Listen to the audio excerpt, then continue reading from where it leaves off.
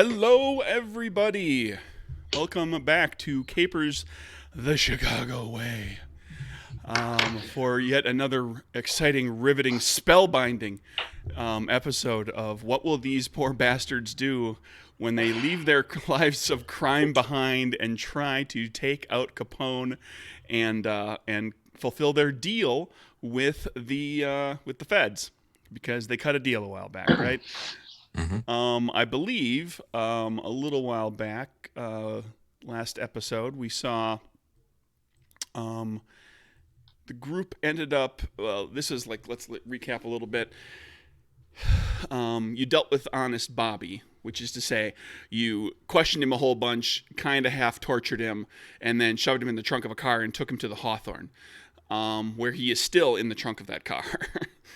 Then the group split up. The ladies went up onto the 7th floor of the Hawthorne, ran into Angela Small, who is the woman from the other Chicago, the other side, the other world, who, as you learned, she had just lost her husband, who had been killed by Capone after Capone got his hands on the gateway device that allowed him to come here. So supposedly, maybe seems like the Capones switched places. That's what you were being led to believe.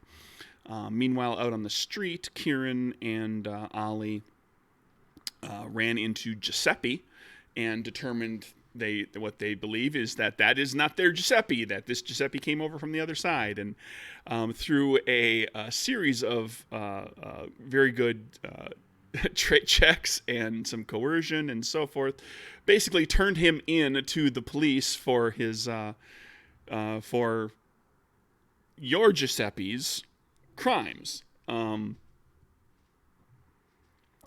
now supposedly your Giuseppe is in the other Chicago safe and sound, and that Giuseppe is here and on his way to jail. At which point the fellas then joined the girls, Satroka and Rose, up on the 7th floor, and basically all hell broke loose. Rose, how did this work? Let's see. Rose got hauled off to be talked to and questioned. Angela Small was looking for Capone. Satroka was kind of rolling along with that, and eventually Capone and some bodyguards came onto the floor, and everything went to hell and a firefight broke out. And in the end, the various bodyguards were all dealt with. Some of them killed. One of them was knocked unconscious, dodging bullets and running his face into a wall. And the gang, the group of you, went chasing down Capone, who has been injured at this point. He got injured more than what you did, but he was like, his wounds were closing, like he is healing, because he's Capone and he's super tough. And I believe as we ended all of this, Capone was running down the stairwell from the 7th floor, supposedly to the ground floor. You're chasing him down. You don't know where he's going to get off, but that's where he's heading down the stairwell. Satroka was already in the stairwell and was hot on his heels. The two fellows were up at the top of the stairs at this point. Ollie having been in a firefight and deciding to unleash the power of the Tommy gun. And after everything kind of calmed down, the two guys went to the stair. And then right as we wrapped the last session, Rose used her newfangled dimension stepping gear to look down the stairwell in between, in the gap between the stairs, to be able to see the first floor and transport herself, dimension step herself down to the first floor. So we've got Capone running down right into Rose's cleverly set trap. And let's see if he falls for it, because we're going to be right back in the initiative order that we were, which I have kept track of here. And so just to remind everybody where you were: Rose, then Kieran, then all of my NPCs, then Satroka and Ollie, and then technically was Angela, although you've left her on the 7th floor, and it's going to be a little difficult for her to go down the stairs because she's in a wheelchair. So we'll see whether or not she gets an elevator. So I'm last because I was absent. Is that what's going on? Well, that's just. I mean, we made That's fine. checks and Yeah, stuff. I know. So I yeah, figured. Rose. Well, the beauty of being last is you get to see it all play out and then react properly. Whereas Rose has to make a snap judgment right now. What you gonna do? Capone is not down to you yet. You are on the 1st floor at this stairwell. Glancing out the door from the stairwell out toward like the lobby area, there's a door. It has like a vision panel in the door. You can kind of see out there are you see motion people out there. There has been gunplay, so depending on how well that was, that could be heard from the 1st floor all the way up. The gunplay on the 7th floor, you don't know, but there seems to be commotion out there in the lobby. So Rose, take it away. All right. First things first. Rose is going to rest her back against the wall to try and make herself look as inconspicuous as possible. Just smoke a cigarette.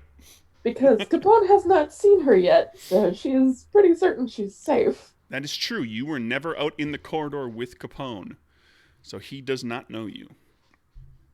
Or at least doesn't know you from the 7th floor. So do you want to take any particular action? Do you want to delay and wait? Do you want to prep an action for a trigger in case something happens? I'm a delay. Okay. Kieran, top of the stairs, or 7th floor anyway. You're muted. How far is Capone from me? He's halfway down to the 1st floor, give or take. We're keeping this kind of cinematic. Don't get too worried about counting feet and inches. Okay. You're on the 7th floor. He's down around the 3rd or 4th floor. He basically he had a couple of rounds of running down the stairs before you got there because you and Ollie were cleaning up the situation on the 7th floor. Okay. Am I able to? I probably can't make eye contact with him right now, can I? No, not really. He's not going to be looking your direction. He's probably watching where he's walking as you go downstairs. Okay. I'll give you this. For those people who are in pursuit, there's walking down the stairs at a leisurely pace, and then there's, kind of huff, huff, huff, huff, huff, chugging down the stairs. And then there's doing that thing where you take the stairs in like 3 steps at a time, and once you get halfway down a flight, you jump all the way. And that's your walk, jog, and run. Kieran is running down the stairs. Okay. So give me let's see that feels like it's a balance thing, hitting the ground, balancing, right? So you're taking these huge leaps. Throwing yourself down the stairs is not difficult, but landing without killing yourself is going to be agility, acrobatics. Okay. See how I do.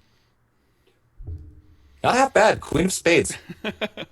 I will take that. So that's gonna be a boon. So yeah, we'll say you launch yourself down a couple of flights of stairs, landing happily and on your feet and nimbly, and with a boon, you manage to kind of like as you hit the ground, you reach out and grab the rail, and like slingshot yourself around to the next one and bound down that one and then grab it and then bound down. So you're actually gaining on those two. Okay. Now that was basically all in movement. You were running, so that was like no trade action. It's just full bore just running. Capone continues on his way down the stairs. Satroka. Oh, you're close enough to kind of get a sense of what Capone is effectively jogging down the stairs. He's not bounding down the stairs like and risking hurting himself. But he's hustling. Okay. I was still in smoke form, I believe. Correct. So you could, just. I'm gonna go. Yeah, I'm gonna just dive down the middle. Okay. And I'm gonna go straight to the bottom. Right to the bottom of the stairwell. And I think I'm gonna find somewhere to hide when I get to the bottom. Is there somewhere like where I think he's gonna come out at the end of the bottom of the stairs? Well, is there somewhere there that I... There's within the stair and being in smoke form, there's basically two places that you could hide. You Mhm. could, assuming that Capone is going to be looking down as Mhm. he's going down the stairs, you could get down to the first level and then be up tight to the landing, Mhm. so he's not really looking up there. Okay. Yeah, I'll do that. Or you could be like when that last landing, when that last stair, the last run of stairs comes down. If you go around behind it, you know, there's Yeah. always that little short kind of triangular space behind it, Yeah. which would basically put you behind him as he, you know, like you can't reach through to try to trip him or anything because it's the stairs aren't open like that. You know, I think I'm But gonna go on the you could hide ceiling. back behind there. Okay, so you're up on the Yeah. ceiling. June or Rose, you see. Well, you know what Satroka looks like when she's all smoky. She comes shooting down, like the smoke monster from Lost, just and then hovers up at the ceiling.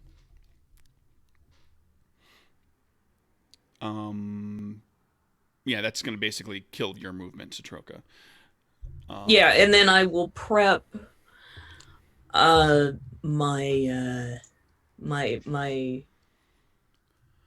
you know what, I'm gonna prep my sonic screen. Oh, so you're going to ready it for Capone when Capone comes into view. If he, yeah, I think I will do that. Okay. So we'll see if Capone comes into view before your next turn. If he doesn't, then That's fine. you're just waiting. Ollie, all alone at the top of the stairs. All right.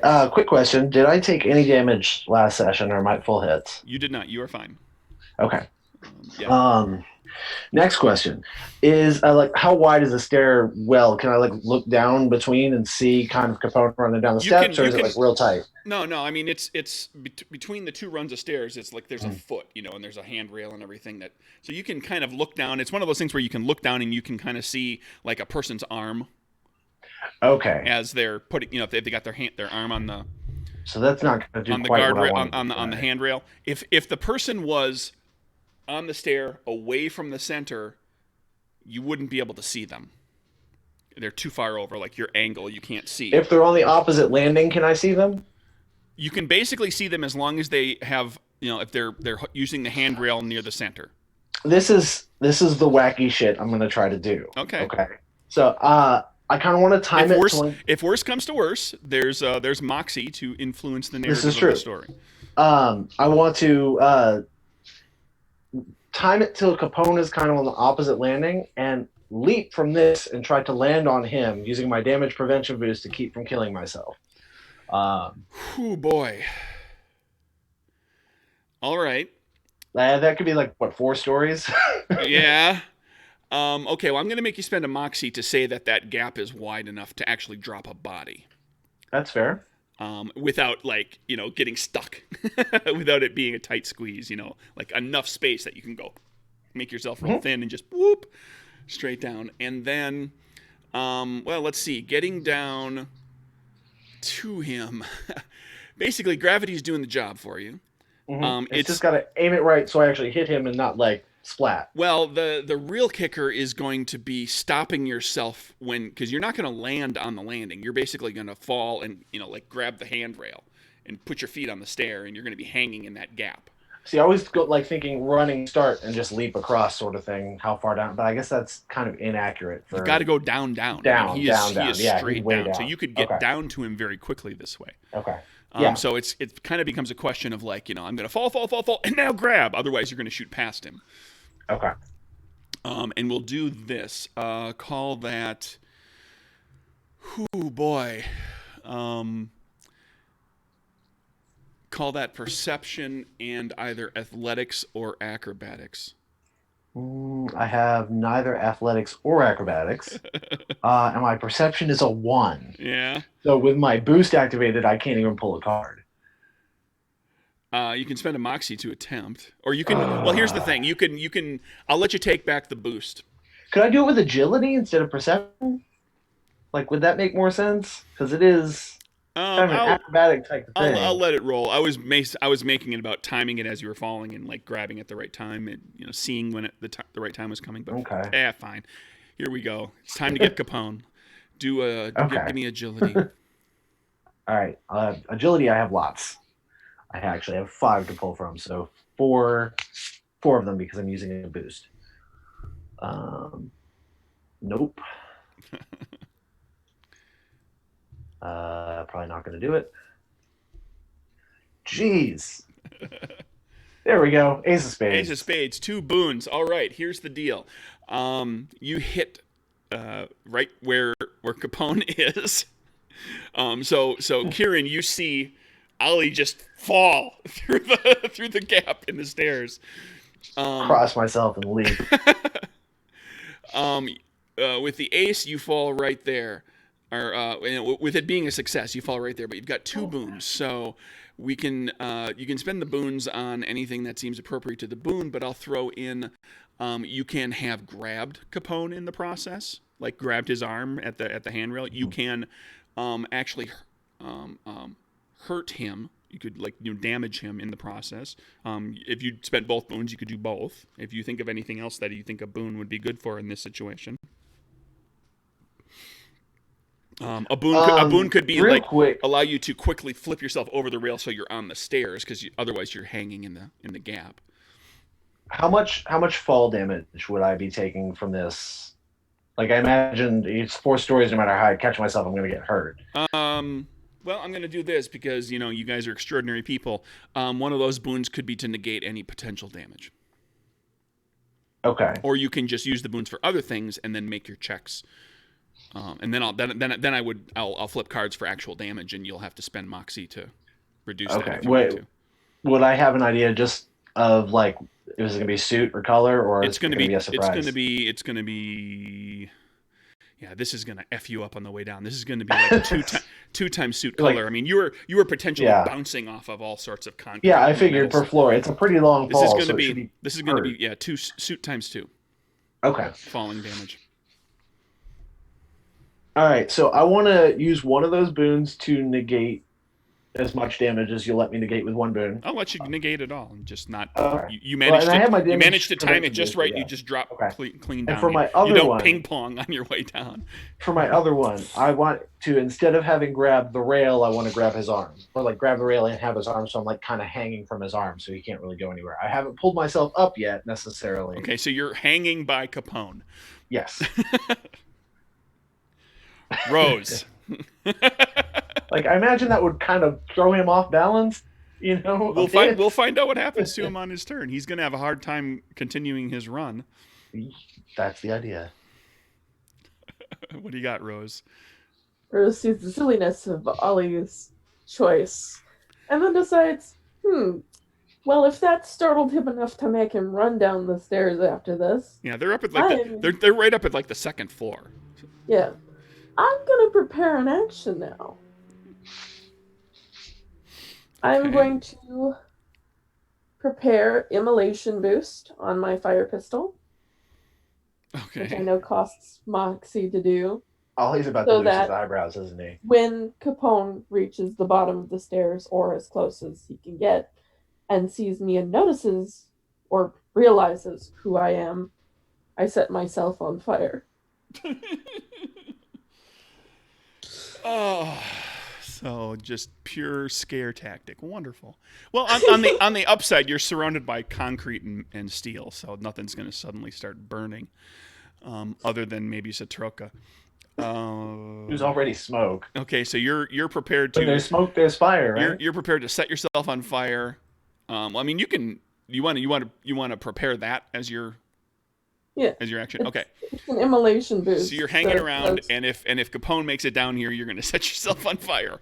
It's an immolation boost. So I gotcha. While I'm using it, I'm immune to fire damage from the boost. So therefore, I'm setting myself on fire. There's no damage to me. Sure. Just mental damage to whoever sees me. On fire. Kieran. So Rose is down there crossing her fingers that Capone shows up. I guess I can, especially now that he seems to be at least a little slowed down, I'm going to continue to run. Okay, give Down me the stairs. give me agility acrobatics again. Okay.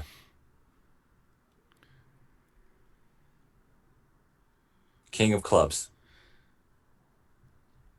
Hmm. How much moxie do I have? I still have a lot. I'll pull the other card. We'll see if I do better. That's a 3, so nope. I'm gonna spend a moxie to go back to the king of clubs. Okay, with the king, you do well enough to kind of bound down, and now you're kind of like a half a floor up from the second floor. So you're like halfway between the second and the third. You've got a clear line of sight. You can see Capone. Ollie's hanging on to him, but you're going to take just one. You kind of twist your ankle, hurt yourself a little bit. Okay. For one, that's your complication. Okay. I am fine with that. And then we are at Capone. Capone, what's Ollie? What's your strength defense? My strength defense is a 9. I need to Capone needs to wrestle himself free. Did that at least knock him off balance at all?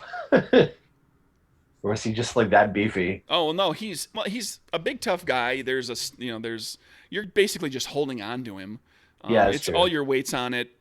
He's at disadvantage because this is like out of the blue. He wasn't expecting to have to deal with this. But I've got a couple of cards to flip for. Excellent. Let me double check. Nope, actually I've got one card to flip because he's at disadvantage. So just or no, I apologize. I've got 3 cards to flip because he's strong. He is that beefy.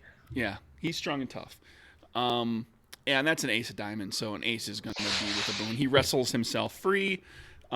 He continues. Is there some kind of use of moxie that I can upset that a little bit? No, you needed him to fail, and sometimes it happens. Whoops. Okay. You forced him to basically spend some of his movement. He's going to be slowed down from all of this. There's always a complication. There's always consequences to doing something successful. Yeah. Am I just to know where I'm at when he wrestles free? Am I like dangling from the edge still, or am I on the steps? You've got your feet on the steps and on the edge, and you're holding onto the rail. So you could climb over. You could just drop the rest of the 1 story down. He manages to only make it down to the first floor. At this point, he's visible to Rose. Rose ignites, and he stops running and backs away. And now he's like, so essentially, he's got there's 2 doors out of the stairwell here. One is the door that you were kind of over by that's going to lead out into the lobby, and then there's an exit door out of the stairwell that will kick you out of the building. It's the actual fire exit from the stairwell. He has that route clear, at least right now. Satroka. That may change with Smokey. Yeah, so I will move into that space between him and the door. So you go over by the door to block that exit. Where now is that exit? Would that bring him like toward the front of the building? It'll take him out of the building. Yeah, but on the side of the building. Oh, on the side. Okay, we don't want that because I think the police are still around the front door.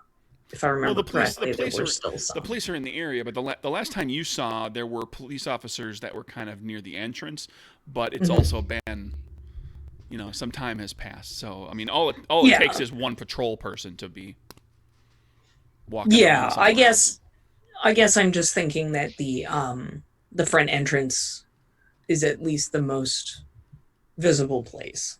So. Oh yeah, I mean this entry, this day and age. I mean, this is a door on the side of the building. It's strictly for exit, and it's strictly for emergency exits. There's a walkway. There's a sidewalk away from it, but there's no lighting. There's no canopy. There's no, there's nothing to this. Like this is just like there's a brick wall and there's a door in it. I'm gonna stand in front of the door.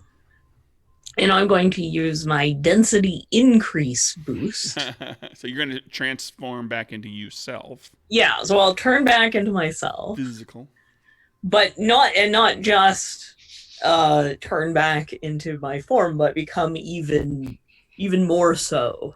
And denser and immovable. yeah, so she'll put her, plant her feet and get herself like right in the doorway and just Nice. block. So she's just gonna actively block the doorway. Okay, and Ali on the second floor. I'm gonna hop back over the railing, unsling my Tommy gun, head back down the steps. Now, out of character, since I wasn't here for the last session, are we trying to kill him or capture him? We were basically Up in the air. we were trying to expose him. The ultimate intention here is Ultimately. you are not 100, and especially you, Ali, are not 100% sure that this is the other Capone. Okay. This is just a Capone. It may be the Capone that you know from this world. The intention that all of you are, that what you are all as a group trying to do is to not get Capone killed. I mean, they could have hired an assassin to kill him. They want to destabilize his organization. They want to take Capone down in some way. Okay. And Kieran and I think others as well have ideas about what all of that might entail. But killing him would be like the worst possible outcome at this point. Okay. So here's what I'm going to do. Having hopped back up, like over the railing, I'm going to go back to the landing between him and the next floor up because he's on the flight from the first to the second floor, right? He's on the ground floor now. He's on the ground floor. Yeah, he was only able to move one more floor because of you.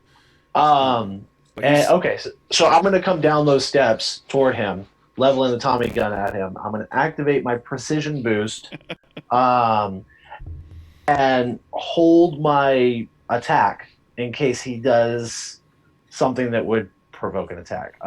In case he tries to attack back, or if he gets violent, I'm going to shoot him. But otherwise, I'm just going to have my gun trained on him and holler out, I'd stop running if I were you. Okay. I think we've got you surrounded. So he's standing in the stairwell. He's blocked from exiting by Rose on Fire. Mm-hmm. He's blocked from exiting by Satroka Super Dense. And Ali has a Tommy gun pointed at him. And Kieran is on his way. It's Rose's turn. He is panicking at this point. Capone is. The fire demon that is Rose speaks very calmly and says, I would suggest surrendering now unless you want me to set you and approximately the rest of this place on fire. All right, give me a well. Do you fully intend to light the place on fire? Are you telling the truth or are you lying? That is a very good question for Rose. I'm pretty sure the past would dictate. Yes. Okay, so charisma diplomacy, please. Convincing him that you are in fact going to light him and the hotel on fire if he doesn't stop.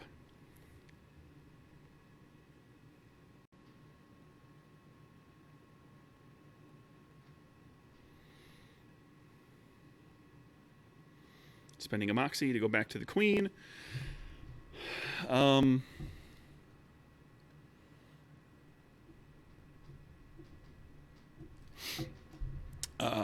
He stops trying to act. He was actively like looking to flee. He stops trying to he's not moving toward either of the exits. He's not getting preparing to run back up the stairs. You've effectively stymied him for the moment. He's trying he looks like he's trying to figure out what his options are, but he's not attacking anybody. He's not in a defensive position. He's just kind of. And Kieran. Continue running down the stairs until I could reach the ground level. You could jog and reach the ground level this turn. Okay. Which means you'll be at disadvantage for anything you want to try when you get down there.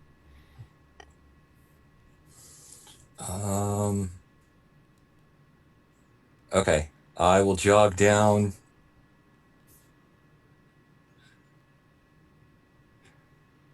I'm going to jog down and I'm going to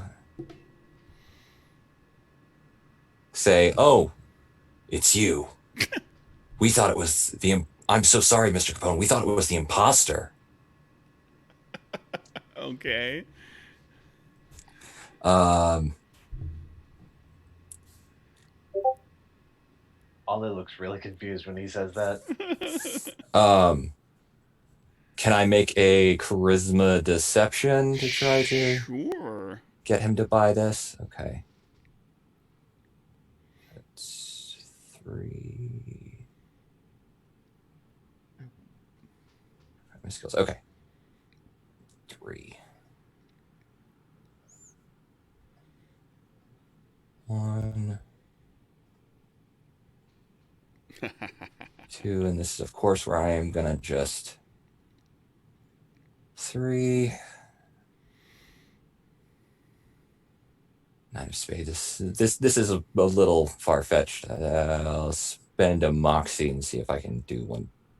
There we go. Jack of spades.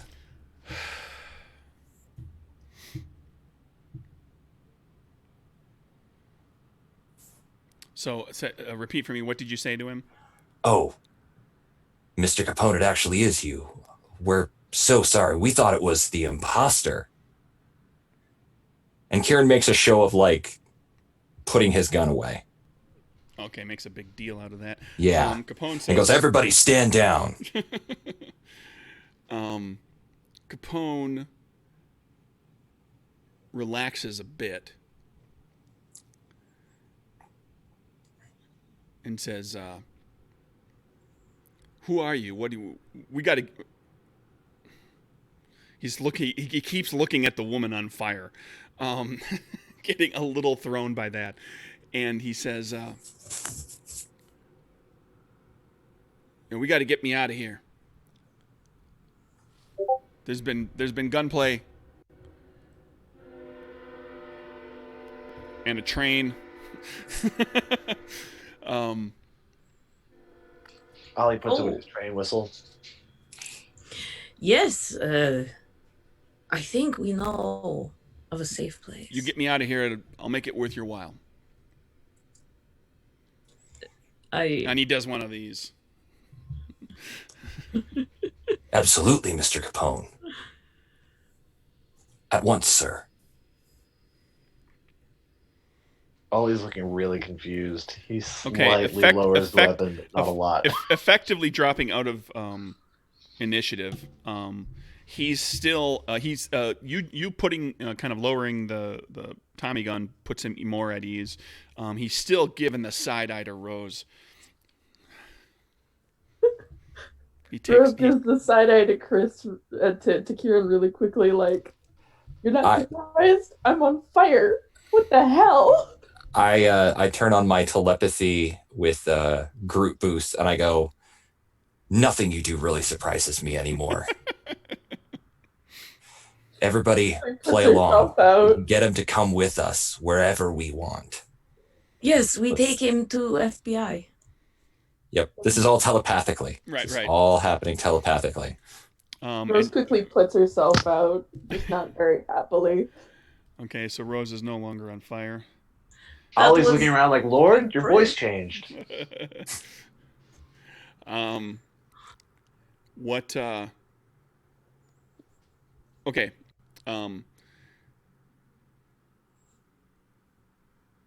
Capone says, "All right, we got to get out of here. We got to go. We got to move. The cops are going to start looking around." I'll open the door behind me. We have a car around the corner. With Honest Bobby in it. With a dude in the trunk. Okay, so I mean, he's basically of all people, I think Capone will be okay with that. Yeah, he's essentially. I mean, he's on board with you guys getting him out of there. On the way, he's going with you. You get the feeling that he's getting out of there because he's got to save his own skin. There was gunfire and everybody knows Capone's there, that he lives there. But he's also got a look of concern on all of you, and he keeps looking at Rose with this kind of odd look of fear coupled with recognition.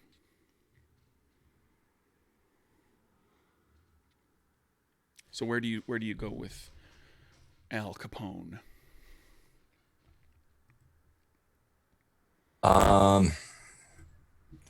Do we have? I mean, at this point, keep in mind, like, if you want to, since you can have this whole discussion, telepathically with the group. Just let me know if that's what you're going to be doing. Oh, absolutely. This discussion is happening telepathically. Kieran will say, do we have a safe house or someplace else we can take him for the moment? Well, the group of you had been staying at a hotel ever since Maggie's got raided. Yeah, so we'll just bring him back there. Okay. And we've also basically set the you've got the hotel, you've got the hotel, you've got Baba Zoya, you've got the stevedores. Yeah, and we've basically told you've got Rose's contacts in the underworld. The feds that my house is everyone's ability to get to. Oh yeah, we have our apartment. Yeah. My apartment. Thank you very much. I think with her roommate Thomas. Capone, yeah, I think Capone would feel like probably feel safer there than a hotel. Yeah, I agree. How would Thomas feel? Well, you're going to find out. Are you going to Who Rose's? cares about Thomas? Are you going to Rose's apartment? We give him enough money. I'm sure he'll be fine. Agreed. Okay. Yeah. All right, out loud I say, we'll take you to a safe house, Mr. Capone, someplace we know you'll be safe. And so he goes with you. He continues to give Rose those that odd look, and as you travel to the apartment, he just like every so often punctuates with like, what can I get you for this? What can I do to help you for getting me out of there? He's basically trying to cut a deal. He's not pressuring you into making a decision right at this moment, but he's keeping it like this is the these are the words of a man who is making sure that you don't forget he's very rich and he can make this all worth it. Oh, I'm gonna offer him a cigar and everything. Drink out of my flask. Make sure he's comfortable. And in time, you get him to the apartment, to Rose's apartment. As we're walking up to Rose's apartment, I mentioned to Capone, I go, actually, sir, I had been I'd been hoping to talk to you before all this madness happened about a potential business arrangement.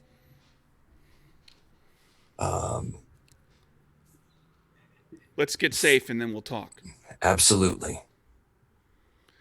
Rose unlocks the door to her apartment. You get to the apartment, you park the car outside, you get in. Thomas is in the living room with a lamp on, and he's reading. And he hears the door unlock. Your footsteps kind of ring through the apartment.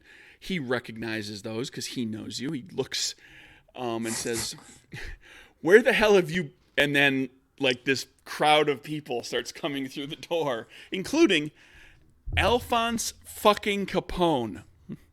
And he stops talking and just sits there dumbfounded. Rose just walks over to Thomas, wraps her arm around his shoulder and says, "It's okay, Thomas. These are some people who would like to stay at our safe house for a bit. As long as it's safe, we'll make certain that it's worth your time. Okay? Maybe go out with one of your boyfriends later tonight." He doesn't respond verbally. He just sort of nods his head. Completely confused, look of like just utter dismay on his face. He gets, he makes himself scarce. He gets out of the living room where Capone comes in, full lumps into one of the chairs. and starts to like check himself to make sure that he's like, he hasn't had really a chance to assess the potential damage. And so he's like making sure everything, Capone, and like Thomas leaves, we'll say Thomas goes to his room. Rose asks over to Capone, would you like tea, coffee, water, milk? We have stuff in the fridge. We also have booze under the table.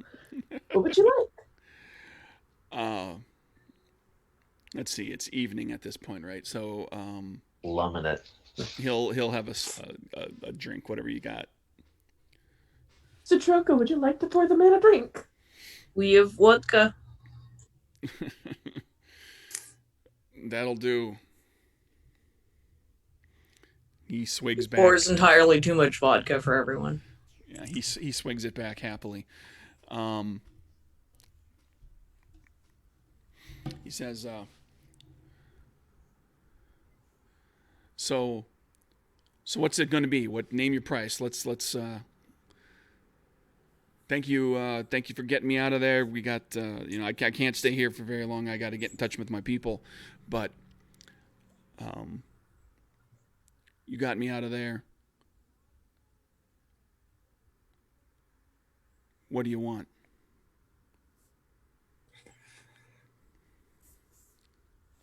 Sir, first and foremost, you should be very careful about which people you reach out to. I don't think that this was an isolated incident. I think this might be part of something bigger. What do you mean? I mean, I'm always having to look out for people. What makes this so different? They're not just trying to off you, they're trying to replace you. There was somebody there, somebody who could change his face to look like anyone. I think the goal was they were going to take care of you and have someone replace you, someone they could control. Who's they? I don't know. Where do you get your information? Let's just say we have he's in the trunk. I'm going to need a name. Not going to be a name you recognize, but... That's okay. I mean, his name is Honest Bobby. Honest, huh? Ollie chuckles at that too. He is too honest for his own good. Mm.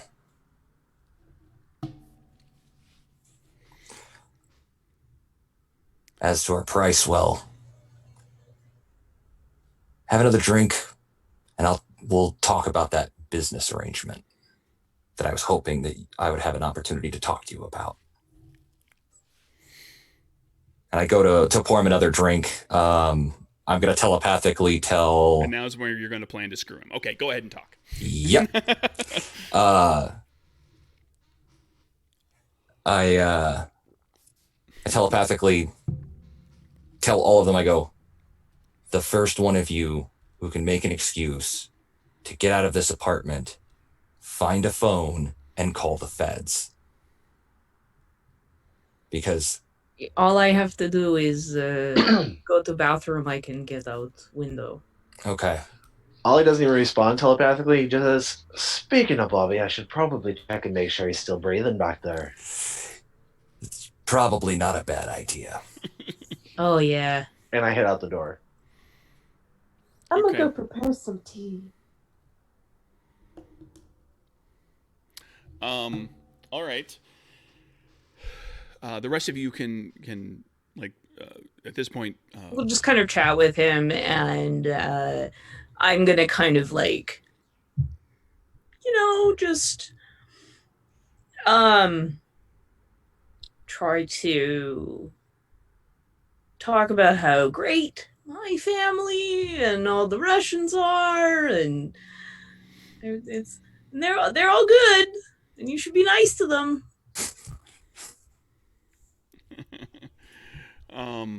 Okay, so looking out for your family's interests, Capone kind of, he nods along and says, yeah, nothing. I got a great deal of respect for the Russian people. I got no business, whatever they're doing down there in little Ukraine is it doesn't impinge upon my business all that much. They probably got bigger problems to deal with, the Irish, who don't, they're not so far away. Ollie goes down to the car, pop the trunk. Oh no, I'm totally ignoring Bobby. That was an excuse to get out of the house.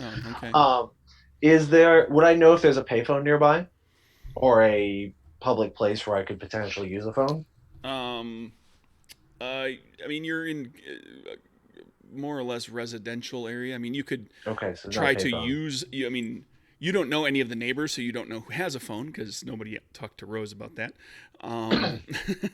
Rose has a phone in her apartment, but then, of course, making the call there, potential of being overheard. I'm gonna walk to. So, I mean, you could check with neighbors, or you could just like pick a direction and start walking and wait. You'll find something eventually. I'm gonna go to the building next door to hers, not a neighbor. There really aren't any payphones at this point. Yeah, that's fine. Well, when did Superman change it? I guess Superman didn't. Superman's the 30s. That's right. Anyways, I'm gonna right now, just for the record, like the telephones are only in like half of U.S. households right now. Most businesses in about half of the households. They're just they don't have them in. You might find them in like a train station. Yeah. Stuff like that. You're not going to find them just like on the street. Anyways, I'm going to go to the building next door to hers, not her own building, and knock on the door and try to raise one of the neighbors. Okay, well, it's an apartment building, and like you can welcome to the 20s. You can just open the front door and walk in, and go to pick an apartment.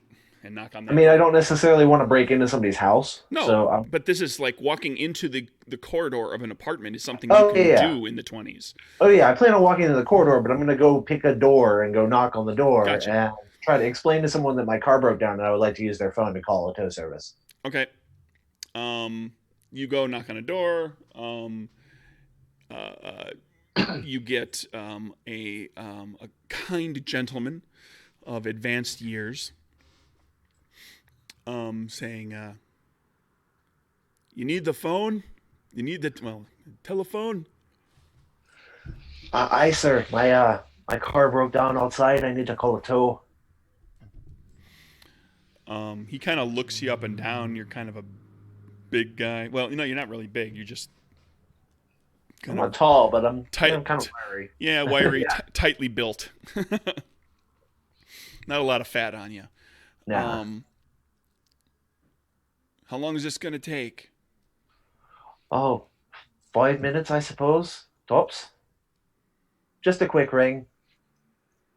All right. I'm keeping an eye on you. He lets you in. That's all right.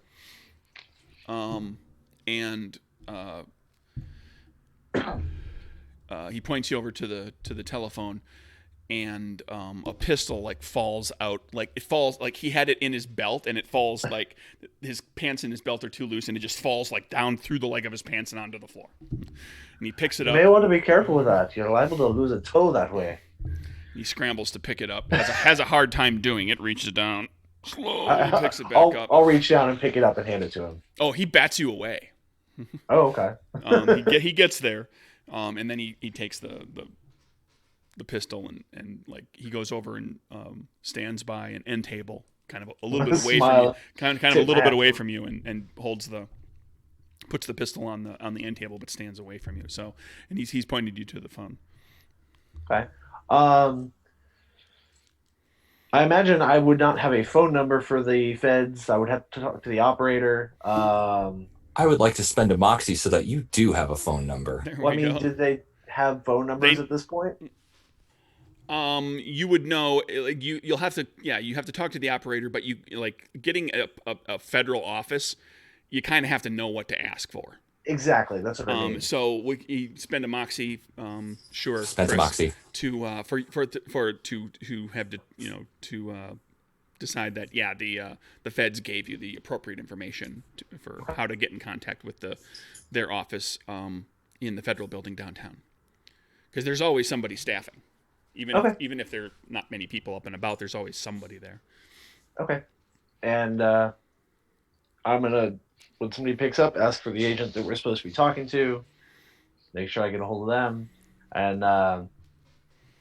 do you want to role play it? Do you want me to just say what I'm going to say, or? Well, what's the gist of what you're trying to do? Just what I'm trying to do is I'm going to tell them that we have I'm going to give them the address essentially of where Capone is currently at. Okay. I'm going to do it somewhat surreptitiously, just because I just said I was calling a tow truck. Oh yeah, giant lie. Go ahead. Yeah. But also clear enough that the person on the other end knows what the hell I'm talking about. Okay, we're going to say that you're talking to Agent Smythe. Okay. And he says, "All right, so," and he says, "Yeah, I know. I'm familiar with your deal. What, so you're telling us where Capone is? I mean, what can we do with that? We always know where Capone is. The press follows him around." That's true, but we kind of have him over a barrel at the moment. He's pretty exposed. The situation is complicated right now. But anyways, I was told to tell you where he's at. Yes, so this is the address where we broke down. Send that tow truck, immediately. All right. You do that. And then what? Head out? Oh, yeah, hang up and tip my hat to the gentleman. Push him away, grab his gun, leave. Oh, he can keep his gun. Okay. And you leave. Back to Satroka making herself scarce. Were you still planning? No. I was going to do that for the sake of going over, doing what I just did. Yeah. Okay. Well, I mean, what's everybody else up to? I guess we can cut back to, let's do this. While Ollie's gone, the three of you can talk to Capone. You can you can telepathy with each other. What are you doing? What's the plan? Yeah, because so basically, what we need is to get him to admit something or catch him in the act. Telepathically, what I'm going to tell the two of you is, okay, so here's the deal. We're going to try to sell him our gang. And we are going to go into excruciating detail about what he's going to get, how much liquor we're pushing, how many people we have working for us, the kind of muscle he can expect. We will give him concrete examples of terrible things that we've done, so he thinks we're useful assets. Talk about the whole thing with the Purple Gang from Detroit. Exactly. The warehouse hit, all that stuff. Mm-hmm. Are you going to hitting it on O'Banion? Are you going to say anything about breaking Giuseppe out of the courthouse? Are we going to say anything about absolutely. This almost becomes like a montage of the whole campaign, if you guys wanted to recount those things. That's exactly what it's going to be. I like it. Are we also going to recount the fact that Rose lights things on fire quite often? But all the stuff that Rose burned. And, chopping tails off that guy. I feel like there's ragtime music and leaving a man this, on fire as well. Montage. Gotta wind up the phonograph. Rose has a few issues. Yeah, you think? And once we get Kim convinced to buy our organization, then we're going to get him to talk about the kind of things that he wants us to do. Okay, so you're basically spending a bunch of time building up to this to give the feds the opportunity to hopefully listen in. Well, or barge in, and because now they can charge him with racketeering, they can charge him with multiple conspiracy counts, all kinds of different things. We need to get him talking about either the types of things that he's done or the types of things he wants us to do. I feel like it would have to be like written and signed for it to stick. Well, it would help if you could get any agents here to actually overhear it. Yes. Capone thinks he's safe right now. If you can actually get agents here, because I I'm- mean they can use you as witness and everything, as witnesses and everything, but at the same time you're not exactly the most reliable witnesses. Like if they get an unimpeachable member of the Untouchables Yeah. to overhear and swear testimony. That's a good idea. Okay, do I know where? For the record, we had Ollie, contact. for the record, you guys did meet Agent Smythe. He was Yeah. in the room with Agent Elliot. He is a member of the Untouchables. He is one of Elliot's Okay. guys. So I assume part of what I was kind of hinting at is get your ass over here. Yeah. When I was on the phone, instead of just Well, this is where he is. Yeah, he's like, okay, thanks, click, and then he goes back to Yeah. his crossword puzzle or whatever. Yeah, so it's a question of waiting for them to show. Okay, then it might help. The montage probably takes a while. Yeah, and it might Yeah. help then if I can. Okay, so somewhere near the end of, nearing the end of this discussion, I'll do the bit where I excuse myself. I'll go to the bathroom. I will turn into smoke and get out the window. Let's hold that. Let's do a build to this because we've kind of talked about what you're going to tell, but I want to see like this is kind of a nice way to kind of be wrapping things. We're going to do a little bit of a recount of what this campaign has had going on, all the terrible things that you've done and the things that you've done. It's the flashback episode. And the things that you've done terribly. Yeah, it's the worst kind of series finale where that's just like a clip show of everything that happened before. But this is like you putting your plan into action. So I guess let's do this like this. It's Kieran's idea. Kieran, start with it, and then we can kind of pass it around, and people want to offer up things. I want to know what you tell Capone to convince him. Because like this isn't just like, oh, here's $10,000 for saving my ass. This is like, no, we want $500,000 to buy our business. This is a serious deal. So he wants, he's like, you're trying to sell him on this. So Kieran. Okay. So, and I don't know how much time has taken place between the beginning of where we started and now. Don't get overly worried about it. Everything moves at the speed of plot for this episode. After we have come into the same business as you, smuggling booze and distributing to different speakeasies across our tiny part of the city. But he's smoking his cigar and he's just like, I don't know what you're talking about. And he kind of with a glint in his eye. Right, the whole wink, a little wink, However, the tensions throughout the city have grown increasingly high. And me and my compatriots have thought that perhaps it's time to move on to something bigger. In that respect, we are looking to either get out of the game or side with a bigger player.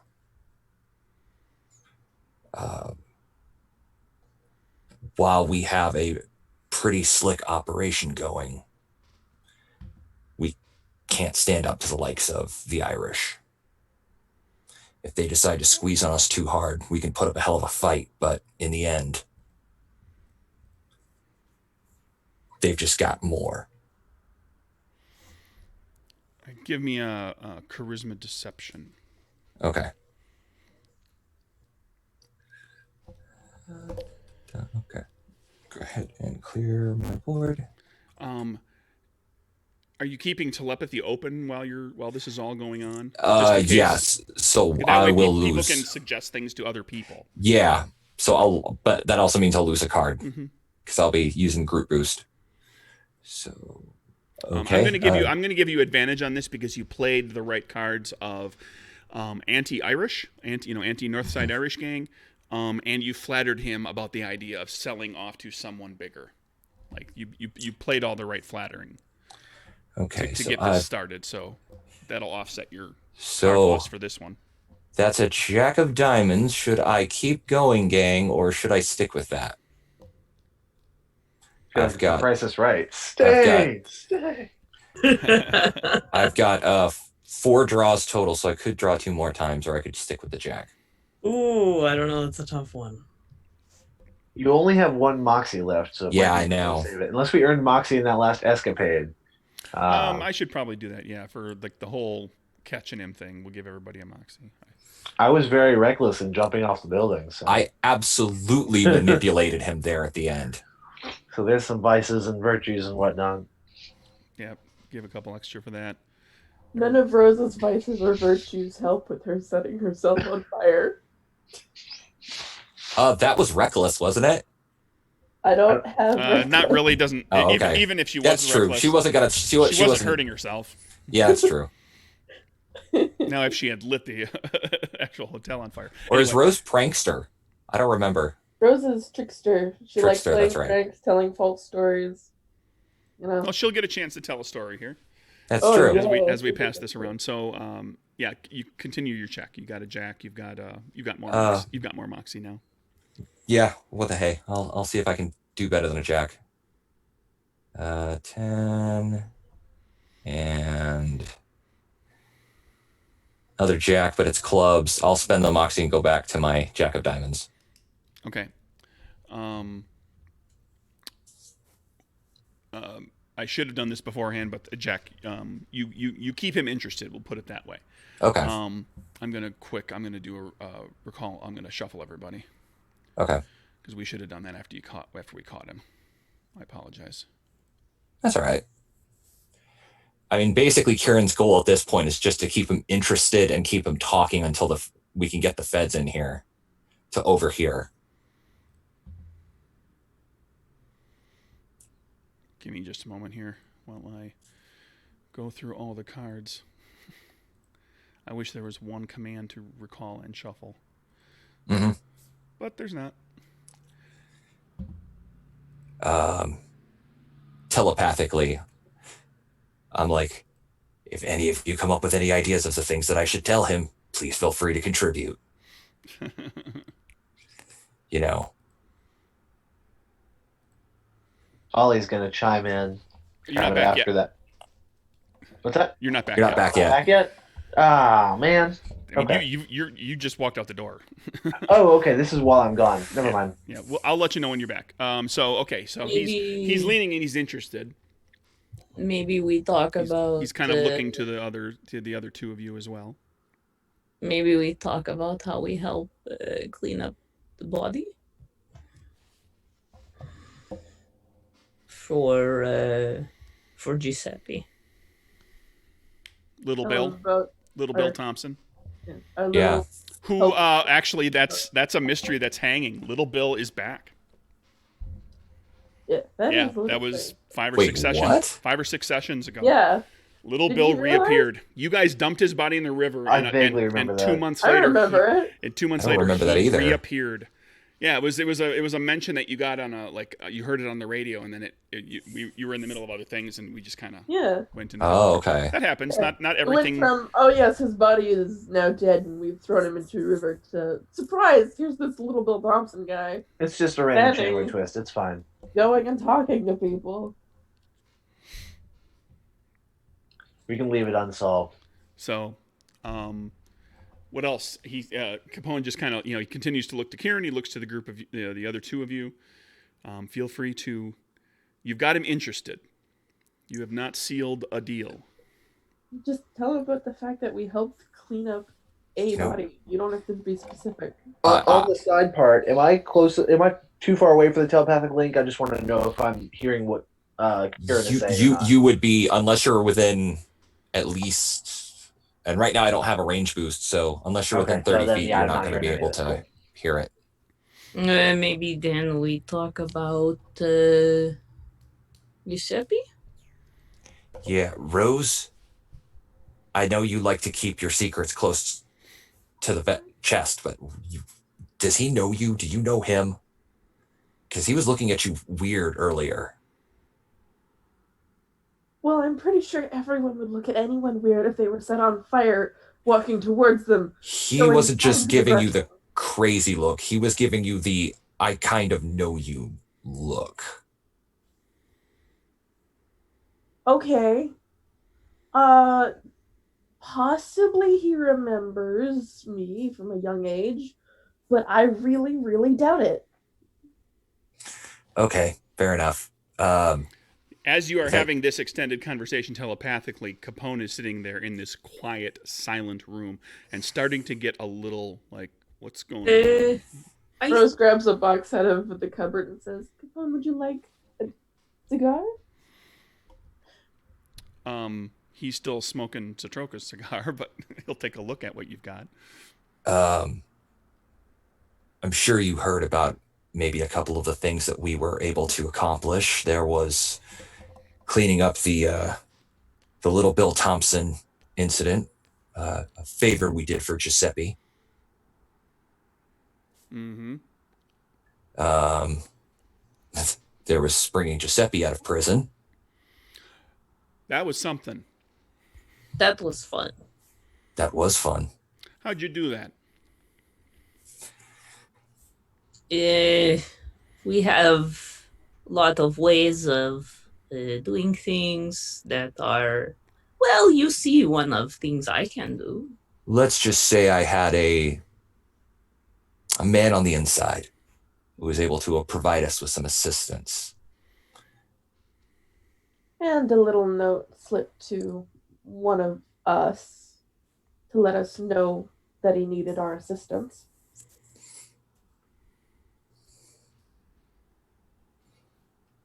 So Giuseppe knows all of you?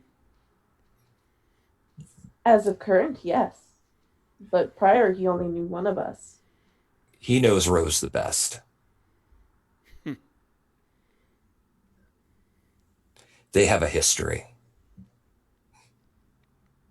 What kind of history? I'm not entirely sure, but He laughs. Kind of women, huh? Women. It is a history of friendship, not a history of skinship.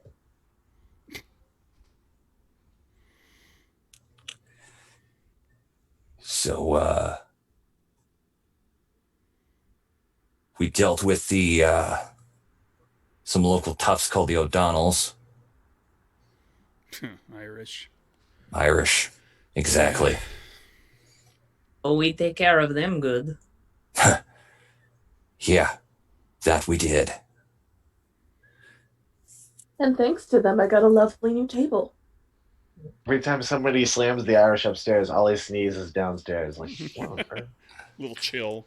I His look ears are over at burning. Satroka. I go, how many did we end up putting in a graveyard? Was it 2 or all 3? Yeah, It was 2. You lose count after a while, am I right? It was 2. And I think we let the other one go. You got the other one to work for you. Oh, yes, we get him to work for us. Yes, we did. It was 1, and that was X. Shh.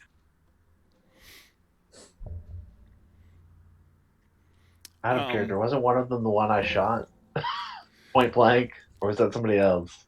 Oh, that was one of the ones you killed. Yes, absolutely. Okay. Yeah, the first the O'Donnell was like, that was the first. I believe that was your first casualty. Yes, it was. That was one of the O'Donnells. Ollie just blew him away.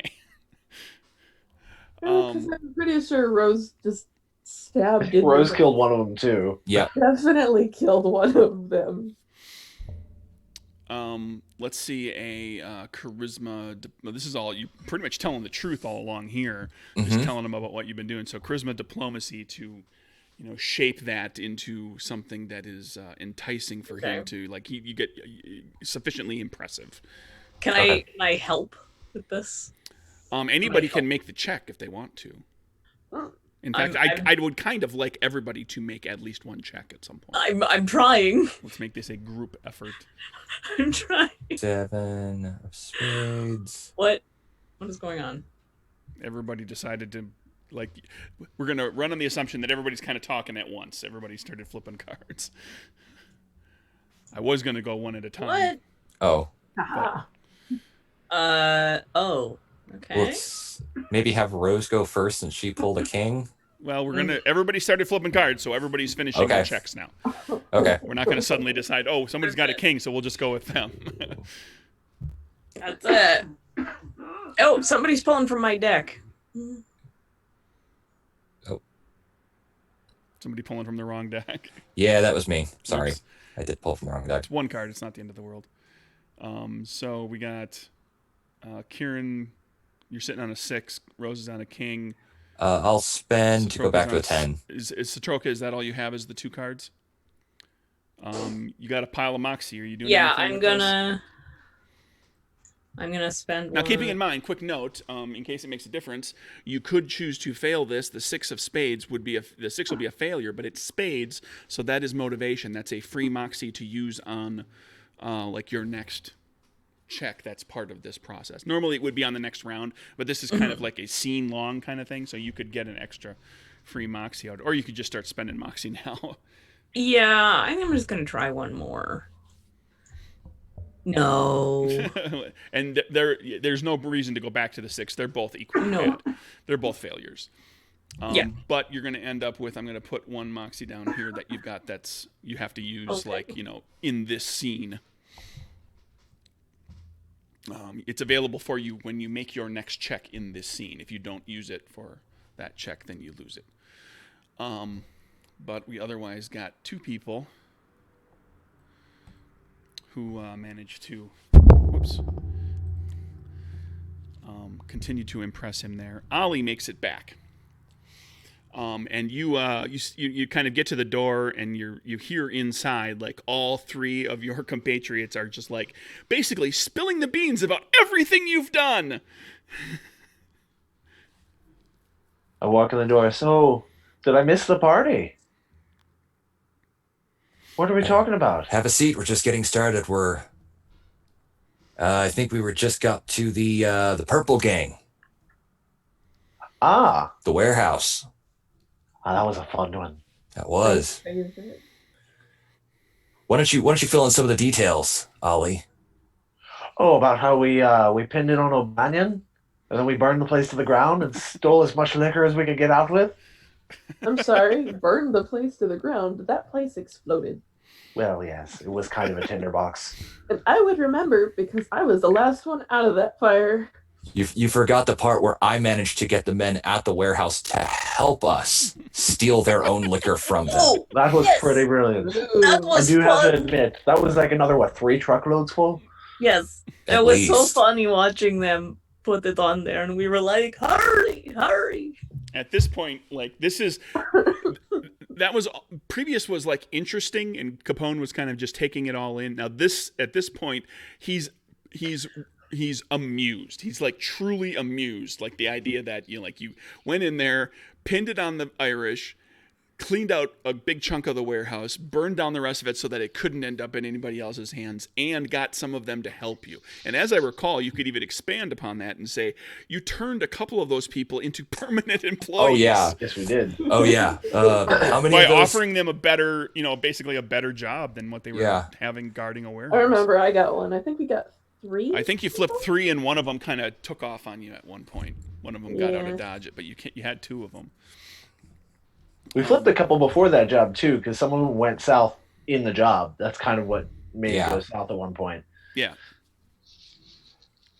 Well, I can't remember. But everything was fair play there too, because you had a person on the inside that ultimately betrayed you at the beginning of the whole thing, which is what kicked off the whole problem. Mm-hmm. But then you turned more people your direction anyway, because you had previously gone to people's, like, to the bars and whatnot, and talked to people who were working there and tried to get them to help you by offering, bribing them basically. And one of them said, "Oh, sure, I'll take your bribe money," and then betrayed you in Chester. His name was Chester. Chester. Yes, that's right. Chester betrayed you. Ollie is very much animated during this storytelling. He's okay, so excited this about it. this is all Ollie telling. I mean, you guys are the other people are kind of inserting details, but Ollie's telling the story. Stuff that I'm forgetting. So I do want to stop in the middle and grab a drink because you've got to be drinking for a good story. Sure. But what am I pulling? You're just telling the story of what you did with that warehouse. So this is diplomacy, charisma diplomacy. It's straight up truth. You're not lying about anything.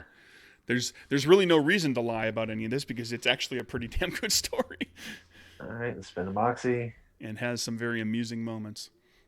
There we go, King of Hearts. That's better. I'm sticking with that. Okay. And the group of you kind of continues with your discussion, and you slowly win Capone over. And that's what I was kind of tracking up here with these. Was what were you guys doing? Like, how many steps were you getting toward kind of winning him? I'm going to say that Citroka, we didn't really get around to you, so I'm going to take that Moxie. Just out of pride, Ollie is going to throw in a small anecdote about his crazy driving skills when they freed Giuseppe earlier. Because he missed out on that story, so he has no idea they told the Giuseppe story, so he just kind of trails into that one. Right. So you've got Capone is thoroughly impressed. He's on board with this. You guys continue, you're basically, like you said, killing time, giving the feds the opportunity to get here. The phone rings. This is like you guys were telling the story about the warehouse, and you continued telling more. But at this point, you've got Capone, so I'm not going to go through all of that process. You're still telling, because there's all sorts of other things that you get into the details on. But the phone rings. Oh, I'll go get it. Let them. No, please stay. Since I hadn't been talking. Citroka, why don't you stay? It's my place. Okay, you go ahead. I will go get the phone. Okay, Rose, you pick up the phone. And you hear a voice. Well, how do you answer? You pick up the phone. Good evening. How are you? Is this Rose Hawthorne? Indeed. 3 of Elliot's men have positioned themselves around the apartment. They've begun listening in on what's going on. If you're going to get something on Capone, if you're going to get him to corroborate any of what he's done or is about, he's planning to do, now is the time. Lovely to know. I'm glad that car that's outside will be towed soon. Thank you for calling. I hope you have a lovely night. He hangs up. I hang up as well. I turn to Ollie and say, hey, at least now your car that's outside is finally getting repaired. Lovely. Okay, so you've got Capone on. He's interested. What's the offer? Now's the point where you got to get him.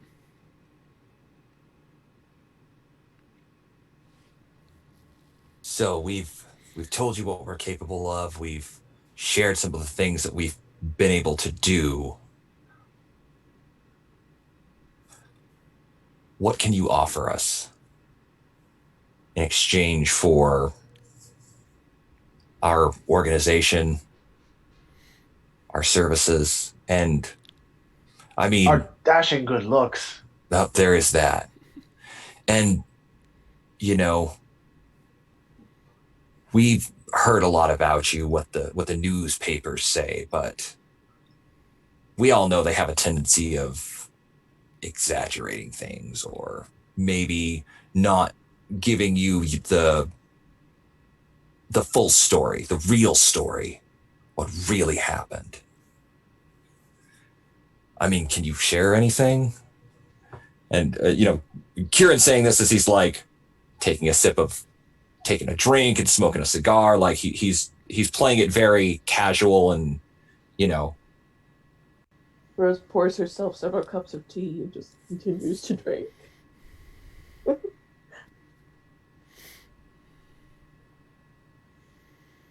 Well, this wouldn't be too different from when I took over the Holt gang.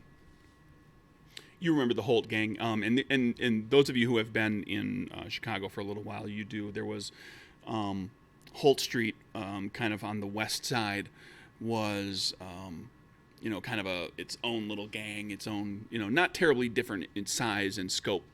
You think from what your group is, and that a couple of years ago they were basically all mention of the Holt gang in the newspapers just kind of disappeared, like everything. There wasn't there was no reporting of any sort of killings or bloodbath or anything like that. But they just stopped talking about it because there was just the Holt gang was just not doing anything anymore. And he says they had a pretty good size operation. They was doing probably $300,000-400,000 a month for about a year straight. Weren't really growing. It just seemed easy enough to muscle in, threaten them a little bit. A couple of the leaders, we paid them off. A couple of people didn't want to get in on that action, so they didn't get anything.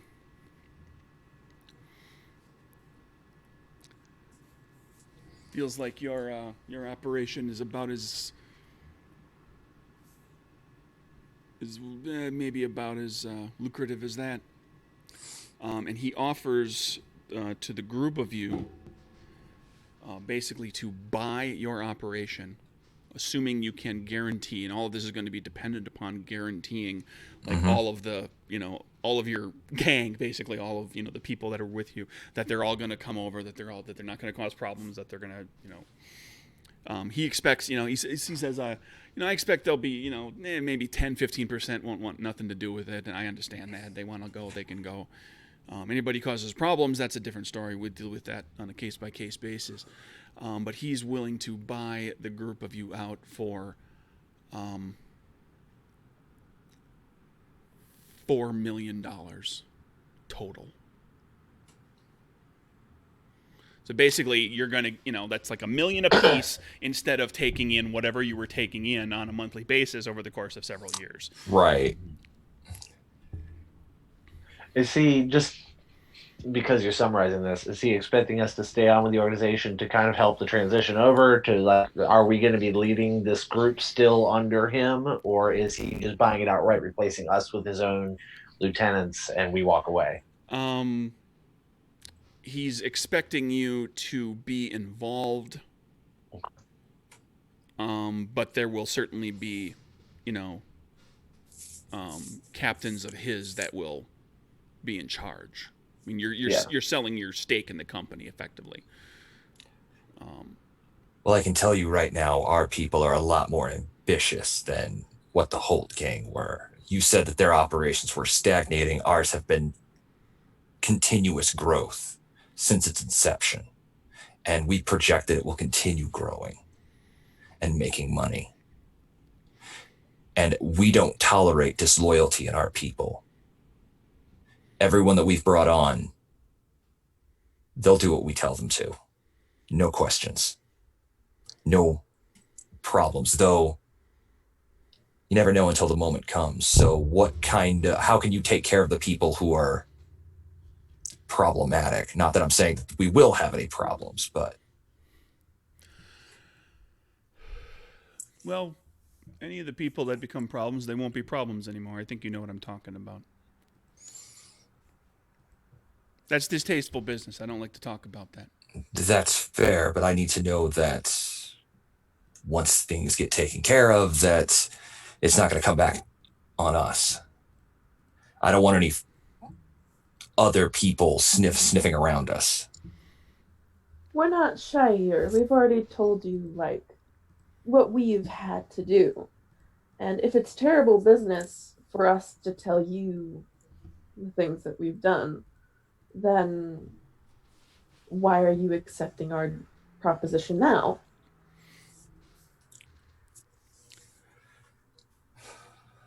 No, I've got no Well, problem. we're grilling the man. He's made us a pleasant offer. I've got no problem with what you've done. I imagine you'll do well enough within the organization for a time after that. If you want to, none of you is Italian. None of you is going to be a made man.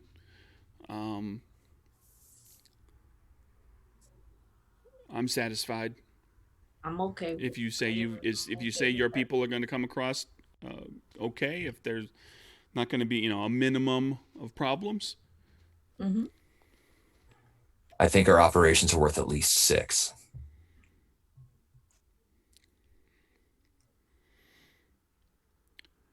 All right. Yeah. Let's see a check. Okay. Make sure I draw from the right deck this time. See if you can put the button on it. 1, Down to 1 Moxie. 2, yep. 3, the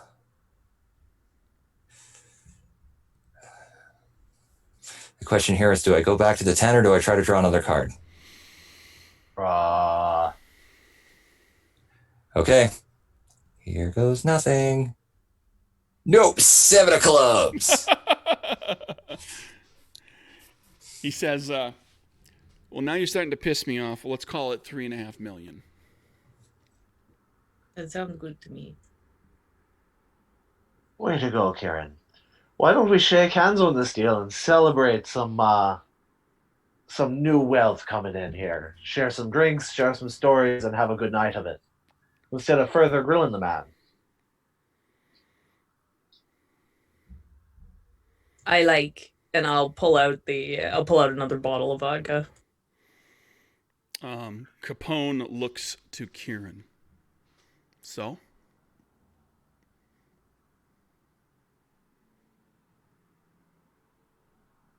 $3.75. 3.5. Because of who you are and because I like you. I won't have our operations undervalued. Right now, your operation's got a few months' worth of record. There's no guarantee that it would continue, not with the North Side Irish breathing down your neck. My offer's very generous, given that you don't have 2-3 years worth of history. Just take it, Kieran. It's okay. You do have a point there. All right. Deal. Kieran sticks out his hand. He reaches out his hand, shakes. You shake hands. The door busts open. Feds and cops swarm into the room. All of you get grabbed, thrown against the wall, arms pinned behind your back. Does anybody resist or comment or do anything other than just get arrested? Ollie puts up a show. Rose comments, maybe not manhandle the goods, boys. No, Ollie's definitely going to put up a show. He's going to So go. Ollie has to be taken down, basically. Ollie has to be taken down. He's going to throw a few punches, bruise a few people. And then, Nothing permanent. Yeah, and then Satroka's, of course, once they start she doesn't she's just like, whatever, get off me, and then when they start jumping on top of Ollie, she gets all mad about that and starts yelling and swearing in Russian. Yeah, she goes, but it's loud and annoying. Okay. Kieran starts talking about his lawyer and how they're going to be out in 6 hours and how he's going to sue their entire department and blah, blah, blah, blah, blah. Rose quickly realizes... You know who I am. Yeah. Rose very quickly realizes she's never coming back to this apartment again. As her roommate walks out. Thomas gets hauled in. Well, there goes my table. The group of you gets hauled away. As you're getting hauled out to the paddy wagon, Capone looks at Satroka. Like, Capone gets hauled, you're getting put in the paddy wagon with Thomas. Yeah. Capone is getting hauled to a squad car. He's going to get thrown in the back of a cart individually. Capone looks at Satroka and says, "How are you still here? You fucking set me up." I don't know. and he gets hauled off and thrown into the back of the car. I'm like, no.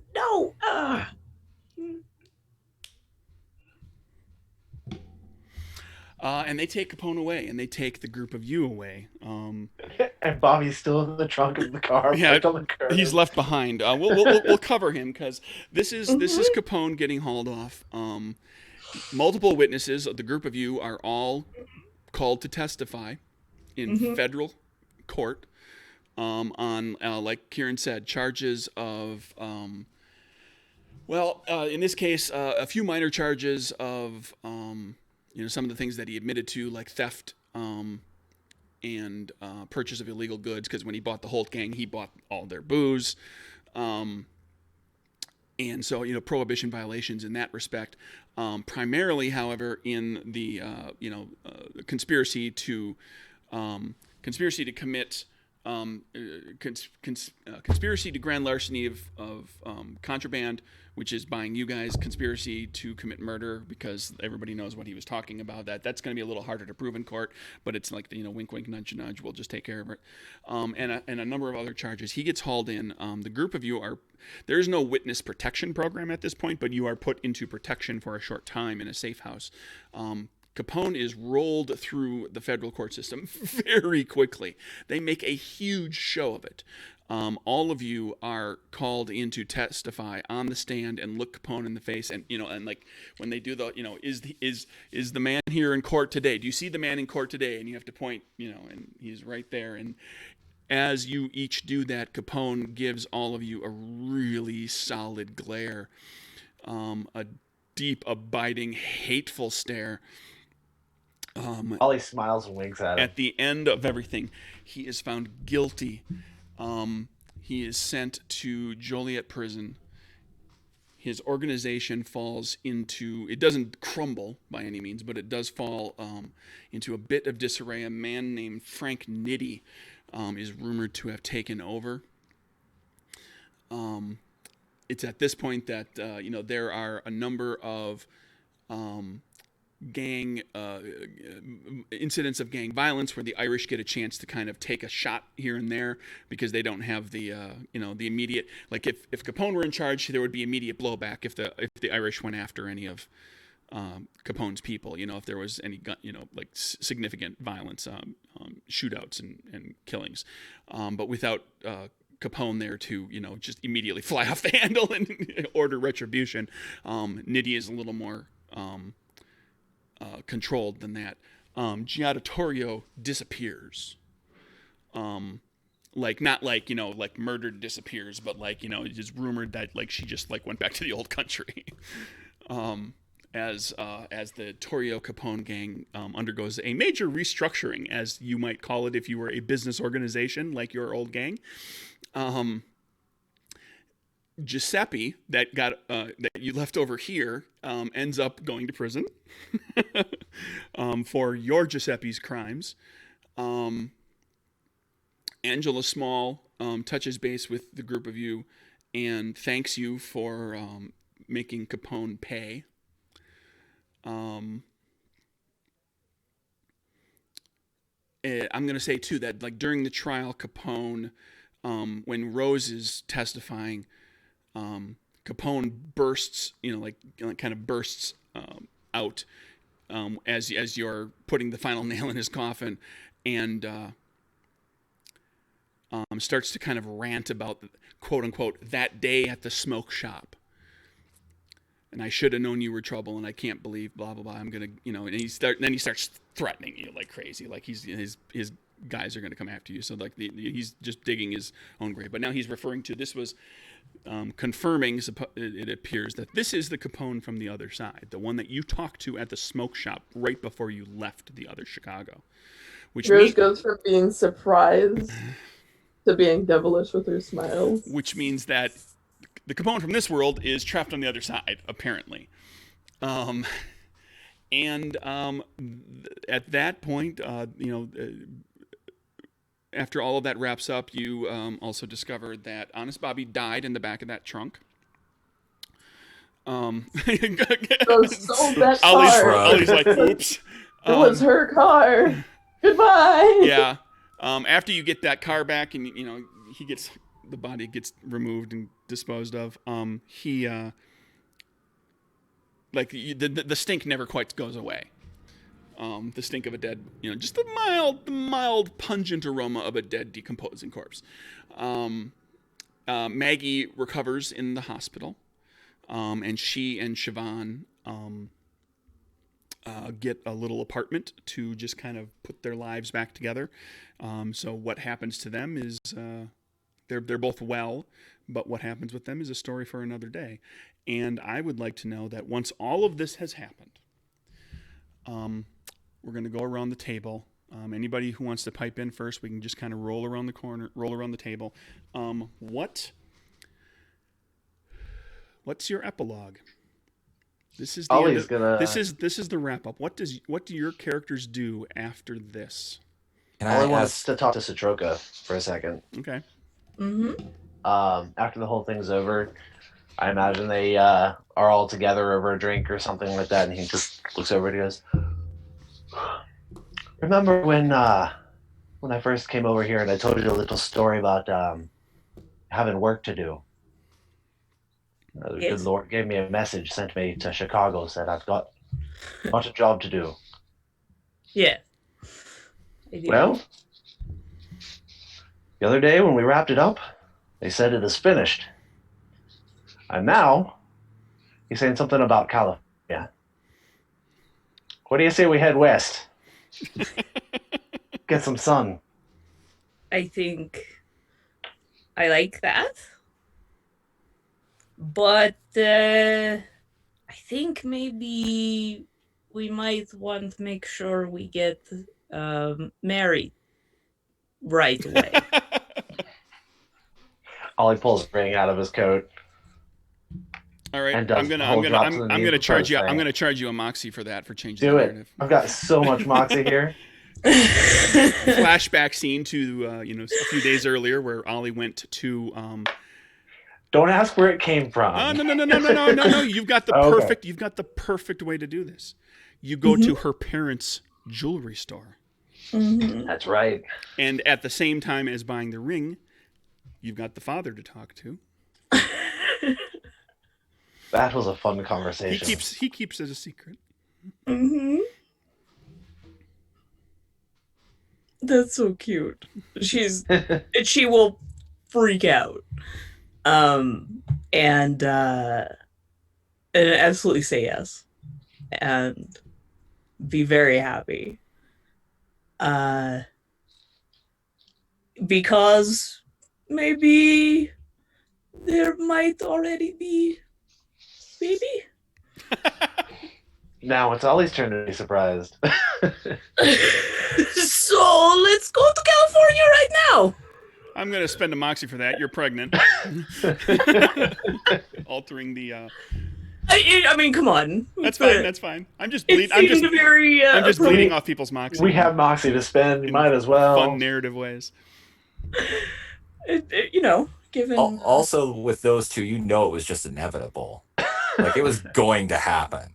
Oh, yeah. So contraceptive? Ollie and Satroka are engaged with a baby. One of I believe the first of, as I recall, Satroka referred to as 1,000,000 babies. Yeah. You have to get a farm and have 1,000,000 babies, as she 1,000,000 babies. Yeah. As she told. Good thing Ollie has the resilience boost. Power. Wah. And as you kind of revel in all of that, Ollie, you're in this bar. You're all together. Nobody notices this except for you. But a wispy, smoky form kind of comes into the room and is standing off in the corner. And this is your Force Ghost moment. Mm-hmm. It's the father, the priest, from your from your cathedral, from your church. Mm-hmm. And he's standing, looking very much like a ghost, like he is see-through. He's translucent. No one else in the bar, in the speakeasy, appears to notice that he's there, and he looks, catches you, looks you dead in the eyes, and just ever so slightly from across the room, you can hear him say, "You've done well, son." And from this point forward in your life, he's never far away. He pops back up every so often. Every time he pops back up, Ollie's going to have a ritual of pouring out a shot for him. Just like as he's drinking. So Ollie's just dribbling alcohol all over the country. No, it's a toast and then a dump. It's a respectful, formal thing. Kieran? Epilogue? I know that Kieran obviously would help Satroka and Ollie with getting some place to live out west, since he'd already moved some of his ill-gotten gains towards that. He had bought some, it's not valuable land by any stretch of the imagination, but it could maybe be worth something someday. Sure. Mostly like tiny little orchards and rough farmland. You buy Napa Valley. Maybe what will eventually become Napa Valley, but at this point, it's there are no vineyards out there right now. Yeah, but they're coming. Yeah. He, if they let him, would have liked to have done more with the Department of Abnormal Persons. If Kieran is willing to be registered, he is willing to be registered with the Bureau. In time, it takes a while for them to kind of trust you, given your background. So it's like little things here and there that they basically put you on like a mission. Right. And over the course of several years, you kind of get to the point where you're entrusted more and more. You're never given the opportunity to become an agent for the federal government, but you're like, a freelancer, like the next step, kind of off the books operative, so to speak. Okay. Where you get involved in whatever it is you're looking for from that side of things, but like never an agent. They're just, you've got too many strikes against you. Disavow any knowledge of ever working with you. Hey, I have immunity for those crimes, thank you. I was able to eventually... that is to say you're not going to prison for them. That doesn't mean they forget about them. That's true. It's about as much as you could expect. And he will tell them about the other Chicago. Okay. Because he does still care about that Chicago, and at some point, periodically, he will try to go back over to that Chicago and do what he can to try to help things there, because it's still his home, even if it's a horrible place. He doesn't want it to be like that, and he wants to try to help if he can. So eventually he will try to push those people that he's told into being, we need to go over there, we need to help these people. And where that goes, obviously this is not a fast thing. This is going to take years before he'll probably get anyone to listen. Right. And even if they do listen, to actually get them to want to do something about it. So that's a story for another time. It easily takes until after, because all of your contacts are really like via the Justice Department and the Bureau of Prohibition, and it takes until Prohibition ends. Yeah, they've got bigger fish to fry. Absolutely. Once that becomes like, all of a sudden, when Prohibition ends, all of a sudden there's like all these agents that like, I don't have anything to do, and they start reassigning people to different things, and then they start looking at all of that sort of thing. So that's where you put your efforts. One day, while Prohibition is still in effect, you are walking through Chicago, kind of in that neighborhood. You've all become, like, for a time you were all kind of local celebrities. Like you're like, there were sketches of you on the stand that were circulated in the newspapers. You were able to mostly avoid getting photographed, although that happened a bit. But it was mostly it was the sketches, you're walking down the street, and you see a man who, around your age, can't tell for sure, a little older, a little younger, but he looks really, really familiar.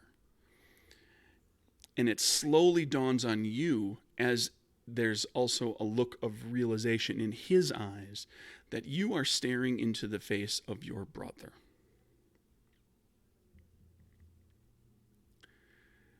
After a time catching up, discussing everything that happened in your lives, you come to learn that this is your brother from this side. And he and his brother, your duplicate, witnessed Capone gun down Big Jim Colosimo. And shots were fired at the two of them, and you were killed. But he survived. He has a limp. Walks with a cane.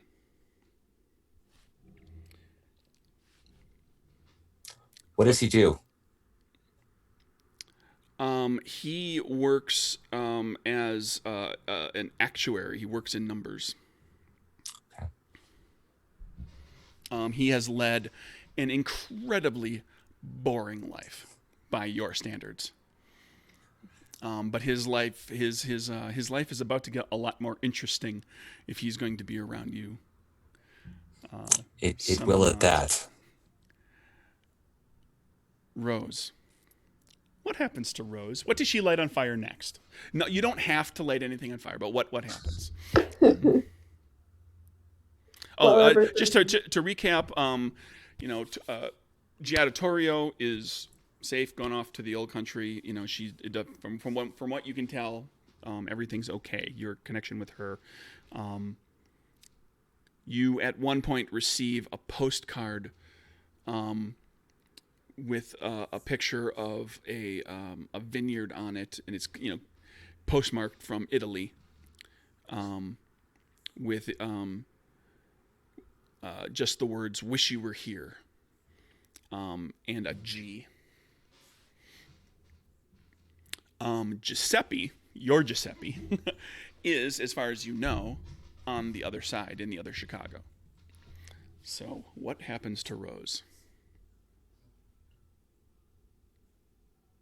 Rose finds one day when Kieran and, basically Kieran is not busy talking to his brother, and decides to not so subtly ask him for a date. Because punches him in the shoulder.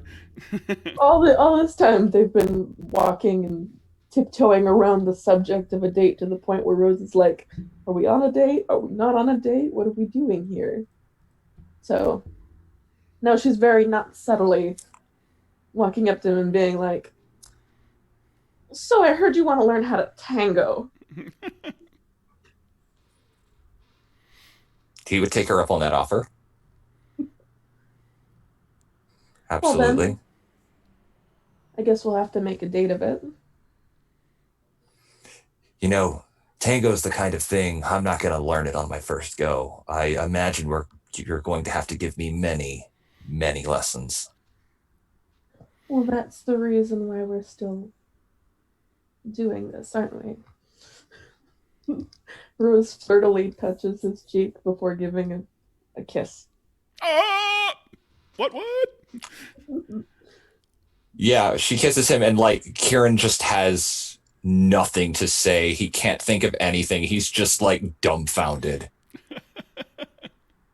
And then Rose thinks for a second and says, oh yeah, and if we get the chance, we're moving in with Ollie and Citroka and their 12,000 kids.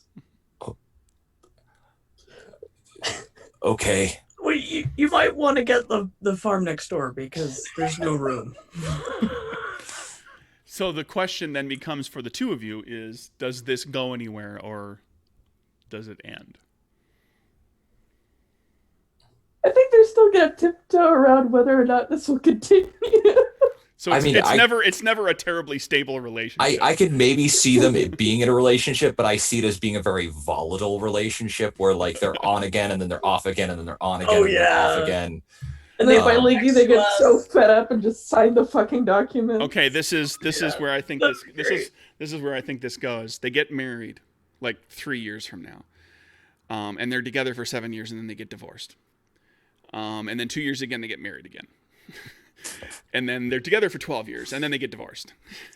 Oh, because Rose keeps setting fires. And then to something. 4 years later they get married again, and they get married 4 times. at least 4 times. Whether or not they I like it. Whether or not they get married for a 5th time, that's a story for another day. So our pairings have paired off. Capone's gone down. Lives continue. The story rolls on. Perhaps not as exciting as it has been. Well, for the record, Ollie fully intends to be an NPC in a noir campaign in Chicago. But that's the way life is. Often is when you are younger. That's strange and exciting things happen, and there comes a point where many people decide that they need to leave that behind. And Ali, Satroka, Kieran, and Rose live their lives. Will we see them again?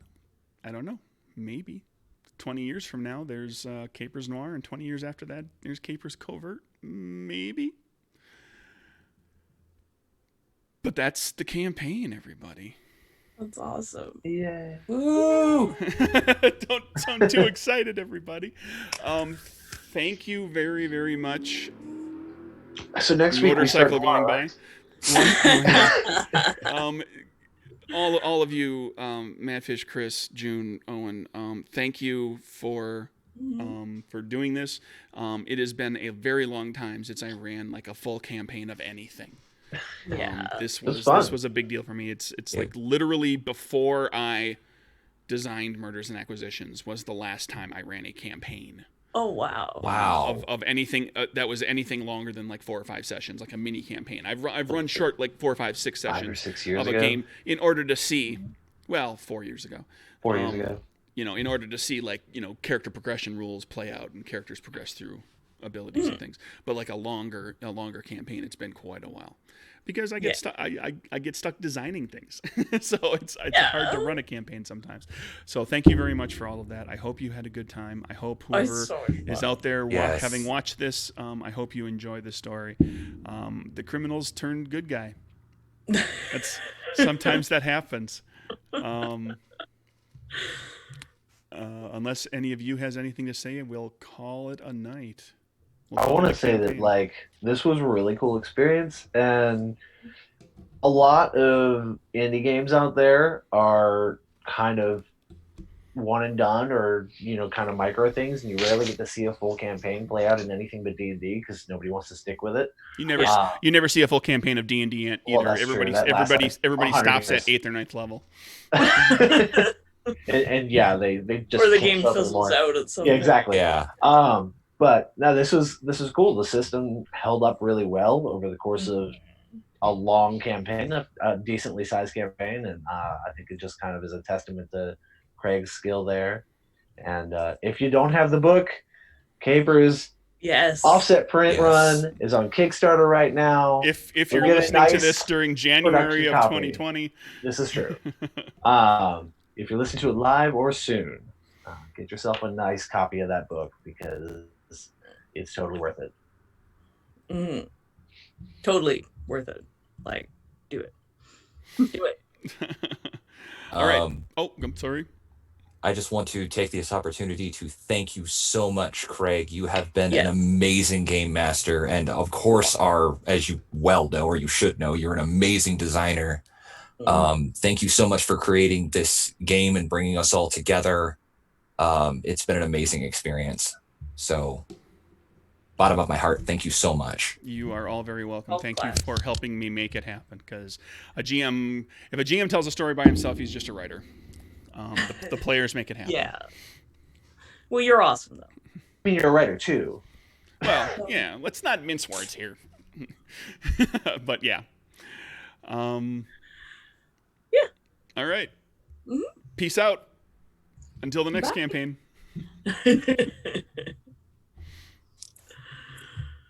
Farewell.